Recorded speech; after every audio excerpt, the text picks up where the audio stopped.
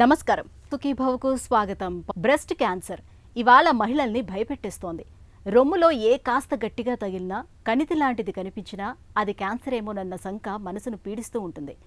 ఒకవేళ క్యాన్సరే అయితే రొమ్మును పూర్తిగా కోల్పోవాల్సి ఉంటుందని భయపడుతూ ఉంటారు. నిజానికి రొమ్ముల్లో కనిపించే గడ్డల్లో చాలా వరకు క్యాన్సర్ కానివే ఎక్కువగా ఉంటాయి. రొమ్ము క్యాన్సర్ బారిన పడ్డప్పటికీ ఇవాళ ఆధునిక వైద్యంలో అందుబాటులో ఉన్న చికిత్సల సాయంతో క్యాన్సర్ కోరల నుంచి తేలికగానే బయటపడొచ్చు.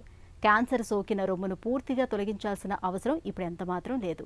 ఆంకోప్లాస్టిక్ సర్జరీల సాయంతో కేవలం క్యాన్సర్ కణజాలాన్ని మాత్రమే తొలగించి రొమ్ముని తిరిగి చక్కటి ఆకృతిలో మలచవచ్చని చెబుతారు డాక్టర్లు. రొమ్ము క్యాన్సర్కు ఆధునిక వైద్య చికిత్సల గురించిన పూర్తి వివరాలను ఇప్పుడు తెలుసుకుందాం.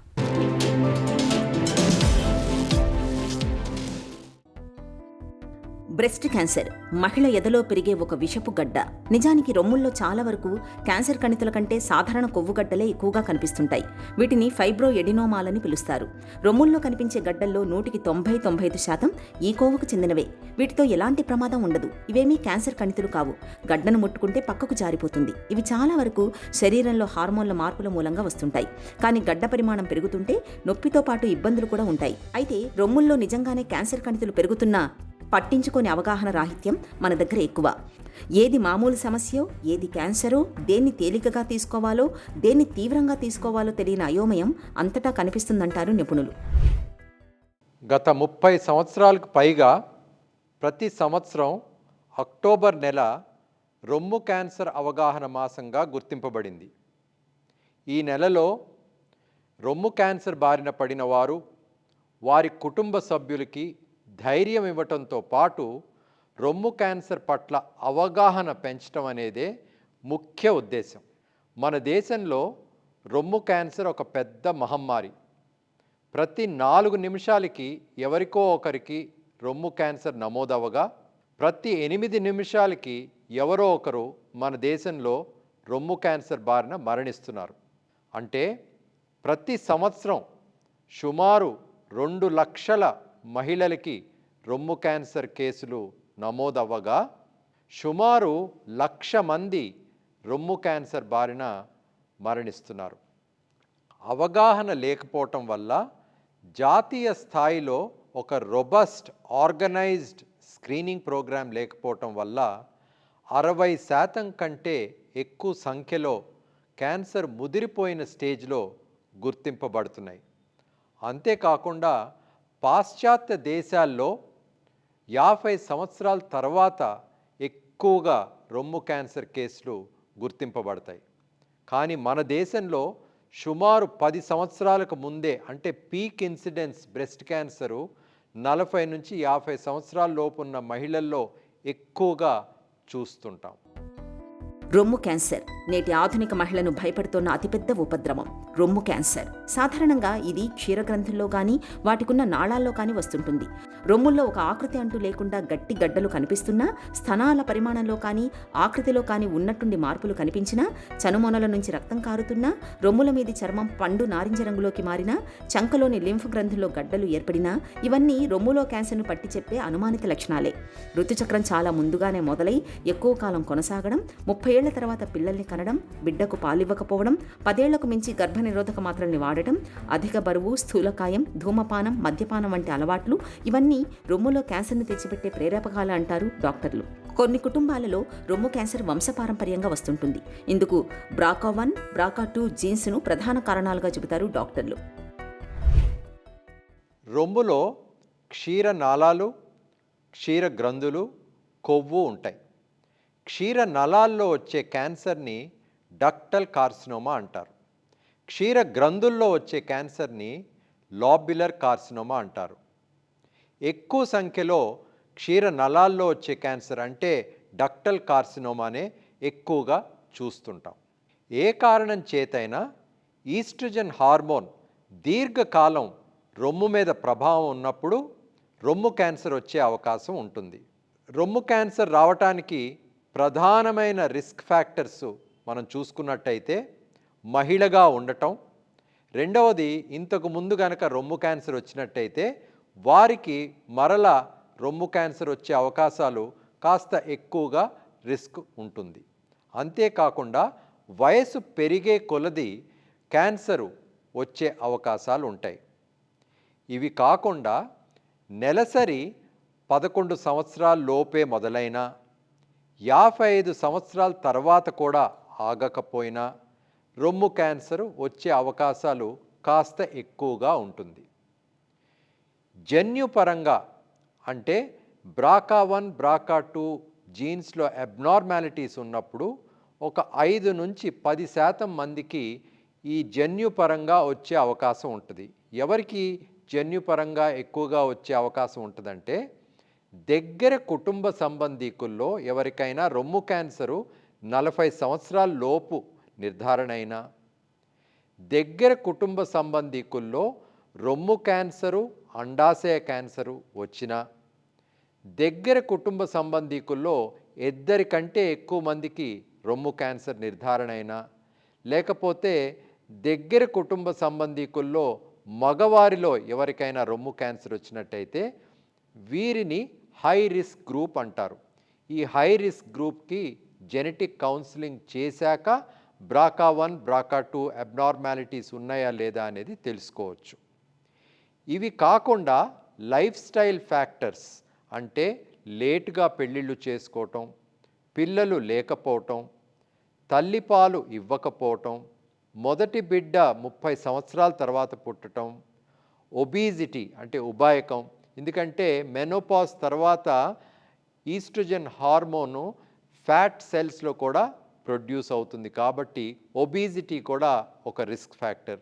ఇది కాకుండా ఆల్కహాల్ కన్జంప్షన్, స్మోకింగ్ వల్ల కూడా రొమ్ము క్యాన్సర్ వచ్చే అవకాశాలు ఉంటాయి. రొమ్ములో ఏమైనా కొత్త మార్పులు ఉంటే నిర్లక్ష్యం చేయకూడదు. రొమ్ములో ఏమైనా నొప్పితో లేని గడ్డ గమనించినా, రొమ్ములో ఏమైనా ఆకారం మారినా, రొమ్ములో ఏమైనా సొట్టలు ఏర్పడినా, చెనుమున లోపలికి వెళ్ళినా, చెనుమున నుండి ఏమైనా రక్తం వచ్చినా, చెనుమున చుట్టూ ఏమైనా ర్యాష్ ఏర్పడినా నిర్లక్ష్యం చేయకూడదు. ఇవి ఉంటే క్యాన్సర్ అని ఖచ్చితంగా చెప్పడానికి వీల్లేదు, కానీ ఈ సూచనలు ఉన్నప్పుడు తప్పకుండా డాక్టర్ దగ్గరికి వెళ్ళి ట్రిపుల్ అసెస్మెంట్ అనేది తప్పకుండా చేయించుకో. రొమ్ముల్లో అనుమానిత లక్షణాలు, మార్పులు కనిపిస్తున్నప్పుడు ఆలస్యం చేయకుండా వెంటనే నిర్ధారణ పరీక్షలు చేయించుకోవాలి. మ్యామోగ్రామ్, డిజిటల్ మ్యామోగ్రామ్ పరీక్షలు అందుబాటులోకి వచ్చిన తర్వాత రొమ్ముల్లో క్యాన్సర్ ఆనవాళ్లను ఇప్పుడు చాలా వరకు తొలిదశలోనే గుర్తించే వెసులుబాటు దొరికింది. ఆధునిక మహిళను ఆందోళనకు గురిచేస్తున్న రొమ్ము క్యాన్సర్ గురించిన మరిన్ని వివరాలను ఇప్పుడు తెలుసుకుందాం. ఆధునిక మహిళ పాలిట అతిపెద్ద భయంగా పరిణమించిన రొమ్ము క్యాన్సర్ను ముందుగానే పసిగట్టడం పెద్ద కష్టమైన పనేమీ కాదు. అయితే ఇందుకు మనకు కావలసిందల్లా రొమ్ములపై అవగాహన పెంచుకొని వాటిని తరచూ పరీక్షించుకుంటూ ఉండడమే. 30 ఏళ్లు దాటిన ప్రతి మహిళ తమ రొమ్ముల్ని తరచూ చేతులతో పరీక్షించుకుంటూ ఉండాలి. అద్దం ముందు నిలబడి రొమ్ముల్ని మృదువుగా స్పర్శిస్తూ గడ్డలు ఏమైనా ఉన్నది లేనిది పరిశీలించాలి. రొమ్ముల పరిమాణంలో తేడాలు కానీ, ఏవైనా గడ్డలు కానీ ఉన్నట్టు అనుమానం వచ్చినప్పుడు వెంటనే డాక్టర్ని సంప్రదించాలి. మన దగ్గర రొమ్ము క్యాన్సర్ కేసులను సగటున గడ్డ సైజు 5 సెంటీమీటర్ల కన్నా పెద్దగా పెరిగిన తర్వాతే గుర్తిస్తున్నారు. గడ్డ 5 సెంటీమీటర్ల కంటే ఎక్కువ ఉందంటే దాని అర్థం అది 3-4 స్టేజీల్లోకి వెళ్లిపోయిందని. సుశిక్షితులైన నర్సులు లేదా వైద్య సిబ్బంది క్రమం తప్పకుండా చేతితో నొక్కి చూసే పరీక్ష చేసినా కూడా వీటిని ఇంతకంటే ముందే, ఇంత సైజు వరకు పెరగడానికి కొంత ముందే గుర్తించవచ్చు. ఇక 40 ఏళ్లు దాటిన ప్రతి మహిళ ఏడాదికొక్కసారి మ్యామోగ్రామ్ పరీక్ష చేయించుకోగలిగితే చాలు. క్యాన్సర్ గడ్డలు చేతికి తగలడానికంటే చాలా చాలా ముందే గుర్తించవచ్చు. ప్రతి నెల మహిళలు ఒక సమయంలో ఒక ఫిక్స్డ్ ప్యాటర్న్తో తమ రొమ్ములని ఎగ్జామిన్ చేయటాన్ని బ్రెస్ట్ సెల్ఫ్ ఎగ్జామినేషన్ అంటారు. ఈ కాన్సెప్ట్ని బ్రెస్ట్ అవేర్నెస్తో రీప్లేస్ చేయటం జరిగింది. బ్రెస్ట్ అవేర్నెస్ అంటే రొమ్ముల పట్ల అవగాహన. నెలలో ఒకసారే కాకుండా నెల పొడుగుతూ అంటే ప్రతి దినం రొమ్ములో మార్పులు ఉంటాయి. ఈ మార్పులని గమనించటం, రొమ్ములో ఏమైనా కొత్త మార్పులు అంటే రొమ్ములో ఏమైనా గడ్డ గమనించినా, ముఖ్యంగా నొప్పితో లేని గడ్డ గమనించినా, రొమ్ములో ఏమైనా ఆకారం మారినా, రొమ్ములో ఏమైనా సొట్టలు ఏర్పడినా, లేకపోతే చెనుమున లోపలికి వెళ్ళినా, చెనుమున నుండి ఏమైనా రక్తం వచ్చినా, చెనుమున చుట్టూ ఏమైనా ర్యాష్ ఏర్పడినా, ఇవి గమనించడాన్ని బ్రెస్ట్ అవేర్నెస్ అంటారు. మహిళలు స్నానం చేసే సమయంలో కానీ, క్రీమ్ రాసుకునే సమయంలో కానీ ప్రతిదినం ఇది గమనించాల్సిన విషయం. దీనిని బ్రెస్ట్ అవేర్నెస్ అంటారు. బ్రెస్ట్ సెల్ఫ్ ఎగ్జామినేషన్ని ఈ బ్రెస్ట్ అవేర్నెస్ అనేది రీప్లేస్ చేయటం జరిగింది. గత 2 దశాబ్దాలుగా ఇంగ్లాండ్లో, యునైటెడ్ కింగ్డమ్లో 1991 నుంచి బ్రెస్ట్ సెల్ఫ్ ఎగ్జామినేషన్ అనే పదం కూడా వాడరు. అంతేకాకుండా అమెరికాలో కూడా చాలా centres, prominent centres, American College of Obstetricians and Gynaecologist, Stanford University, Johns Hopkins University, అక్కడ కూడా ఇప్పుడు కాన్సెప్ట్ బ్రెస్ట్ అవేర్నెస్ అంటే ప్రతి దినం మహిళ ఏమైనా మార్పులు ఉన్నాయా లేదా తెలుసుకోవాలి. ఈ బ్రెస్ట్ అవేర్నెస్ అనేది చాలా ముఖ్యం. ఈ క్యాన్సర్ ట్రీట్మెంట్ని ప్లాన్ చేయటానికి కేవలం సర్జన్ ఒక్కరు సరిపోరు.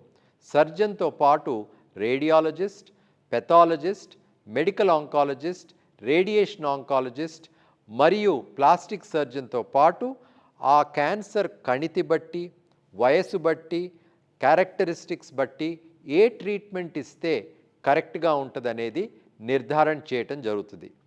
సాధారణంగా క్యాన్సరు అని నిర్ధారణ అయ్యాక క్యాన్సర్ సైజ్ బట్టి, క్యాన్సర్ గ్రేడ్ బట్టి, ఈ క్యాన్సరు చంకలో ఉండే లింఫ్ గ్లాండ్స్కి వెళ్ళిందా లేదా అని తెలుసుకోవటం, అంతేకాకుండా ఈ క్యాన్సరు హార్మోన్ సెన్సిటివ్ క్యాన్సరా, హార్మోన్ సెన్సిటివ్ కాని క్యాన్సరా, అంటే ఈస్ట్రోజన్ రిసెప్టార్, ప్రొజెస్ట్రాన్ రిసెప్టార్ పాజిటివా నెగిటివా, ఇది కాకుండా HER2 అనే రిసెప్టార్ పాజిటివా నెగిటివా అని తెలుసుకుని, ఎక్కడైనా స్ప్రెడ్ అయిందా లేదా తెలుసుకుని, దాన్ని బట్టి ఈ మల్టీ డిసిప్లినరీ టీమ్ అనేది ఇండివిడ్యువలైజ్డ్ ట్రీట్మెంట్, పర్సనలైజ్డ్ ట్రీట్మెంట్ అనేది డిసైడ్ చేసి ఇవ్వటం జరుగుతుంది. రొమ్ములో కణితి లేదా కొత్తగా చోటు చేసుకున్న మార్పును గుర్తించినప్పుడు అది క్యాన్సరా కాదా అని నిర్ధారించేందుకు డయాగ్నోస్టిక్ మ్యామోగ్రామ్ తోడ్పడుతుంది. డిజిటల్ మ్యామోగ్రామ్ రాకతో ఇప్పుడు క్యాన్సర్ ఆనవాళ్లను చాలా వరకు తొలి దశలోనే స్పష్టంగా పసిగట్టగలిగేందుకు వీలవుతుంది. క్యాన్సర్ ఆనవాళ్లు చాలా వరకు ఈ పరీక్షలోనే బయటపడతాయి. ఒకవేళ పరీక్షల్లో క్యాన్సర్ ఆనవాళ్లున్నాయని గుర్తిస్తే వెంటనే చికిత్స చేయడం ద్వారా చక్కదిద్దుకోవచ్చు. రొమ్ముల్లో క్యాన్సర్ కణితులు పెరుగుతున్నాయని స్క్రీనింగ్ పరీక్షలో తేలినప్పుడు ఆపరేషన్, కీమో, రేడియేషన్, హార్మోన్ థెరపీల వంటి చికిత్స విధానాలపై డాక్టర్లు పేషెంట్కి పూర్తిగా కౌన్సిలింగ్ ఇస్తారు. ఎవరికి ఏ చికిత్స అవసరం అన్నది పూర్తిగా పేషెంట్ శారీరక స్థితిగతులపై ఆధారపడి ఉంటుంది. రొమ్ములో ఏమైనా కొత్త మార్పులు ఉన్నట్లయితే వెంటనే స్పెషలిస్ట్ని సంప్రదించాలి. స్పెషలిస్ట్ని సంప్రదించినప్పుడు ట్రిపుల్ అసెస్మెంట్ అనేది చేయటం జరుగుతుంది. ట్రిపుల్ అసెస్మెంట్ అంటే మొట్టమొదటి కాంపోనెంటు పేషెంట్తో డాక్టర్ మాట్లాడటం, హిస్టరీ తీసుకోవటం, రొమ్ముని పరీక్ష చేయటం. రెండవది రొమ్ముల ఎక్స్రే, మ్యామోగ్రామ్ అంటారు. ఈ మ్యామోగ్రామ్తో పాటు అల్ట్రాసౌండ్ స్కాన్ కూడా చేయటం జరుగుతుంది. ఈ హిస్టరీలో, క్లినికల్ బ్రెస్ట్ ఎగ్జామినేషన్లో, మ్యామోగ్రఫీ మరియు అల్ట్రాసౌండ్లో ఏమైనా మార్పులు ఉన్నట్లయితే మూడవ కాంపోనెంట్ అంటే అల్ట్రాసౌండ్ స్కాన్ ఆధ్వర్యంలో కోర్ నీడిల్ బయాప్సీ అనేది చేయటం జరుగుతుంది. ఈ ట్రిపుల్ అసెస్మెంట్ ద్వారా ఆ మహిళకి క్యాన్సరా, క్యాన్సర్ కాదా అని ఖచ్చితంగా తెలిసే అవకాశం ఉంటుంది. రొమ్ములో ఉండే సమస్యల్లో 10 మందికి రొమ్ములో ఏమైనా సమస్య ఉంటే 9 మందికి క్యాన్సర్ ఉండదు, ఒకరికి మాత్రమే క్యాన్సర్ ఉంటుంది. ఆ మహిళకి క్యాన్సర్ ఉన్నదా లేదా అని ఖచ్చితంగా ఈ ట్రిపుల్ అసెస్మెంట్ ద్వారా ఆపరేషన్ చేయాల్సిన అవసరం లేకుండా తెలిసే అవకాశం ఉంటుంది. రొమ్ములో క్యాన్సర్ అని నిర్ధారణ అయ్యాక వెంటనే ట్రీట్మెంట్ చేయకూడదు. కౌన్సిలింగ్ అనేది చాలా ఇంపార్టెంట్. ఎందుకంటే క్యాన్సర్ అని పేషెంట్కి చెప్పినప్పుడు వారు ఎంతో ఆందోళన చెందుతారు, వారి కుటుంబ సభ్యులు ఎంతో ఆందోళన చెందుతారు, చాలా కోపం వస్తుంది. వారికి ఈ ఇమోషన్స్తో డాక్టర్ చెప్పేది వినిపించదు. అందుచేత తీరుబాటుగా, తొందరపాటు చేయకుండా పేషెంట్కి మనోధైర్యం ఇవ్వటం, ఆ పేషెంట్కి క్యాన్సర్ ఎట్లా డయాగ్నోసిస్ అయింది, ఆ క్యాన్సర్ గురించి విషయాలు చెబుతూ ట్రీట్మెంటు వారికి అర్థమయ్యే భాషలో మెల్లగా చెప్పి మళ్ళా చెప్పాల్సిన అవసరం కూడా ఉంటుంది. ఈ కౌన్సిలింగ్లో 2 భాగాలు ఉంటాయి. ఒకటి క్యాన్సర్ గురించి చెప్పటం, ఎంపతి అనేది చాలా ఇంపార్టెంట్. పేషెంట్కి క్యాన్సర్ వచ్చినప్పుడు వారు చాలా యాంగ్జైటీకి గురవుతారు. క్యాన్సర్ వచ్చినప్పుడు ట్రీట్మెంట్ మొదలుపెట్టే ముందు కౌన్సిలింగ్ గనక సరిగ్గా ఇచ్చినట్టయితే 50% ట్రీట్మెంట్ ఇచ్చినట్లే. క్యాన్సర్ అని నిర్ధారణ అయ్యాక స్టేజింగ్ పరీక్షలు చేస్తారు. ఎందుకంటే క్యాన్సర్ వచ్చినప్పుడు ఎక్కడికైనా స్ప్రెడ్ అయిందా లేదా బాడీలో తెలుసుకునేందుకు స్టేజింగ్ టెస్ట్ అనేది చేస్తారు. అది సాధారణంగా పెట్ స్కాన్ ద్వారా చేయటం జరుగుతుంది. లివర్లో కానీ, ఎముకల్లో కానీ, ఊపిరితిత్తుల్లో కానీ, ఎముకల్లో కానీ క్యాన్సర్ వెళ్ళిందా లేదా తెలుసుకోవాలి. ఇదంతా అయినాక, కౌన్సిలింగ్ అయినాక క్యాన్సర్కి ట్రీట్మెంట్ సర్వసాధారణంగా శస్త్రచికిత్స, రెండవది కీమోథెరపీ అంటే మందులు ఇంట్రావీనస్గా ఇవ్వటము, మూడవది కరెంట్ ట్రీట్మెంట్ రేడియోథెరపీ ఇవ్వటము, నాలుగవది ట్యాబ్లెట్ రూపంలో హార్మోనల్ థెరపీ ఇవ్వటం, ఐదవది టార్గెటెడ్ థెరపీ ఇవ్వటం. రొమ్ము క్యాన్సర్ బారిన పడ్డప్పుడు రొమ్మును పూర్తిగా కోల్పోతామనే భయం చాలా మందిలో కనిపిస్తుంది. అయితే ఇవాళ ఆధునిక వైద్యంలో అందుబాటులోకి వచ్చిన ఆంకోప్లాస్టిక్ సర్జరీలు రొమ్మును పూర్తిగా తొలగించాల్సిన పరిస్థితిని తప్పిస్తున్నాయి. రొమ్మును పునర్నిర్మించే ఆంకోప్లాస్టిక్ సర్జరీలు బ్రెస్ట్ క్యాన్సర్ చికిత్సల్లో కొత్తగా వచ్చిన మార్పుల గురించి ఇప్పుడు తెలుసుకుందాం. రొమ్ము క్యాన్సర్ చికిత్సలో భాగంగా ముందుగా ఆపరేషన్ చేసి క్యాన్సర్ సోకినంత మేరకు కణజాలాన్ని, లింఫ్ గ్రంథుల్ని తొలగిస్తారు. అయితే క్యాన్సర్ కణితి పరిమాణంలో పెద్దగా ఉన్నప్పుడు దాన్ని తగ్గించేందుకు ఆపరేషన్ కంటే ముందుగా కీమో లేదా హార్మోన్ థెరపీ లాంటివి చేస్తుంటారు. ఒకవేళ క్యాన్సర్ కణితి 4 సెంటీమీటర్ల కన్నా తక్కువగా ఉన్నప్పుడు రొమ్మును పూర్తిగా తీసేయకుండా కోత పెట్టి కణితి ఉన్న భాగంతో పాటు చుట్టూ ఉన్న కణజాలాన్ని కొంతవరకు తీసేస్తారు. ఆ తర్వాత కీమో, రేడియేషన్ థెరపీలు చేయించుకోవాల్సి ఉంటుంది. వీటితో కూడా ఫలితం లేనప్పుడు చివరిగా రొమ్మును పూర్తిగా తొలగించే మాస్టెక్టమీ సర్జరీ చేస్తారు. ఇటీవలి కాలంలో రొమ్ము క్యాన్సర్ చికిత్సలో axillary node clearance, sentinel node biopsy వంటి కొత్త తరహా చికిత్సలు అందుబాటులోకి వచ్చాయి. రొమ్ములో క్యాన్సర్ కణజాలాన్ని తొలగించిన ప్రాంతంలో సొట్టలు, గుంతలు పడకుండా ఉండేందుకు ఇటీవలి కాలంలో ఆంకోప్లాస్టిక్ సర్జరీల రూపంలో సరికొత్త చికిత్సా విధానాల్ని ప్రయత్నిస్తున్నారు డాక్టర్లు.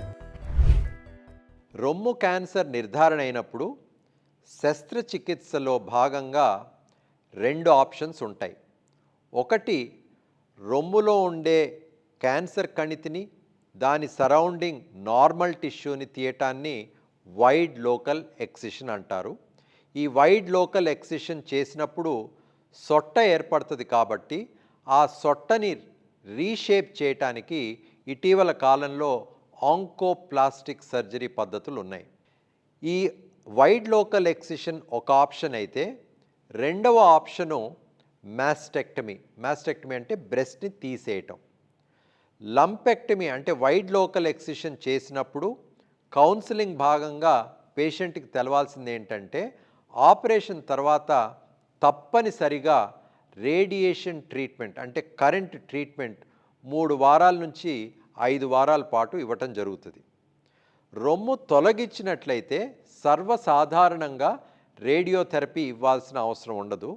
కాకపోతే కొన్ని సందర్భాల్లో క్యాన్సర్ సైజ్ గనక పెద్దగా ఉన్నట్టయితే లింఫ్ నోడ్స్, చంకలో ఉండే lymph nodes, abnormal lymph nodes గనక ఇంతకుముందు ఈ డయాగ్నోసిస్ చేసినప్పుడు ఉన్నట్లయితే అప్పుడు వారికి కూడా రేడియోథెరపీ అనేది ఇవ్వటం జరుగుతుంది చెస్ట్ వాల్కి. రొమ్ము క్యాన్సర్ వచ్చినప్పుడు రొమ్ముని తొలగించినప్పుడు రీకన్స్ట్రక్షన్, బ్రెస్ట్ని రీకన్స్ట్రక్షన్ చేయవచ్చు. అది శస్త్రచికిత్స చేసే సమయంలోనే చేయవచ్చు. దానిని ఇమీడియట్ బ్రెస్ట్ రీకన్స్ట్రక్షన్ అంటారు. లేదా కొంత కాలం తర్వాత మిగతా ట్రీట్మెంట్స్ అయిపోయాక చేసే రీకన్స్ట్రక్షన్ని డిలేడ్ బ్రెస్ట్ రీకన్స్ట్రక్షన్ అంటారు. రొమ్ము క్యాన్సర్ని మనం స్ట్రిక్ట్గా ప్రివెంట్ చేయలేం, కానీ హెల్తీ డయట్ అనేది చాలా ముఖ్యం. ఆకుపచ్చ కూరగాయలు, పళ్ళు తీసుకోవటం చాలా important on a daily basis. అంతేకాకుండా నాన్ వెజిటేరియన్లో మటన్ అనేది తీసుకోకూడదు, దాంట్లో కార్సినోజెన్స్ ఉంటాయి. ఫిష్ అనేది చాలా హెల్తీ, చికెన్ కూడా లీన్ మీట్ తీసుకోవచ్చు. కాకపోతే హెల్తీ డయట్ మీద తప్పనిసరిగా ఫోకస్ చేయాలి. ఇది కాకుండా వ్యాయామం, ప్రతి దినం 30 నిమిషాలు ఏరోబిక్ ఎక్సర్సైజ్ అనేది తప్పనిసరిగా చేయాలి. ఇది కాకుండా స్మోకింగ్ చేసేవారు పూర్తిగా స్మోకింగ్ మానేయాలి. ఆల్కహాల్ తీసుకునేవారు బాగా తగ్గించాలి.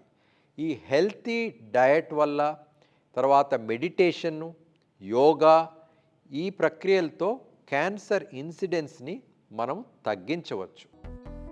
రొమ్ము క్యాన్సర్ వస్తే చికిత్స చేయడం తప్పించి అసలు అది రాకుండా ముందు నుంచే మనం చేయగలిగింది ఏమీ లేదు. కాబట్టి దీని విషయంలో మన చేతుల్లో ఉన్నది రెండు పద్ధతులు. ఒకటి, ప్రతి మహిళ తన రొమ్ములపై తాము అవగాహన పెంచుకోవాలి. అవి నెల పొడవునా సాధారణంగా ఏ సమయంలో ఎలా అనిపిస్తాయో అవగాహన పెంచుకొని దానిలో ఎటువంటి తేడాగా కనిపించినా వెంటనే వైద్యుల దృష్టికి తీసుకువెళ్ళాలి. ప్రతి మహిళ స్వీయ పరీక్ష చేసుకోవడం అవసరం. అయితే గడ్డలు చేతికి తగిలేంత సైజుకు పెరిగిన తర్వాత గుర్తించడం కాదు, దాన్ని అంతకంటే చాలా ముందే గుర్తించాలి. అందుకని స్క్రీనింగ్ పరీక్షలకు ప్రాధాన్యం ఇవ్వాలి. 40 ఏళ్లు దాటిన ప్రతి మహిళ ఏడాదికి ఒకసారి మ్యామోగ్రామ్ చేయించుకోవాలి. రొమ్ములో క్యాన్సర్ ఆనవాళ్లను సత్వరం గుర్తించడం, సమర్థంగా చికిత్స చేయడం ద్వారా మహిళల ఆయుర్దాయాన్ని కాపాడుకోవచ్చు. రొమ్ము క్యాన్సర్ ప్రమాదకరమైందే కావచ్చు, కానీ తొలి దశలోనే క్యాన్సర్ ఆనవాళ్లను పసిగడితే బ్రెస్ట్ క్యాన్సర్ను మనం చాలా వరకు జయించవచ్చు.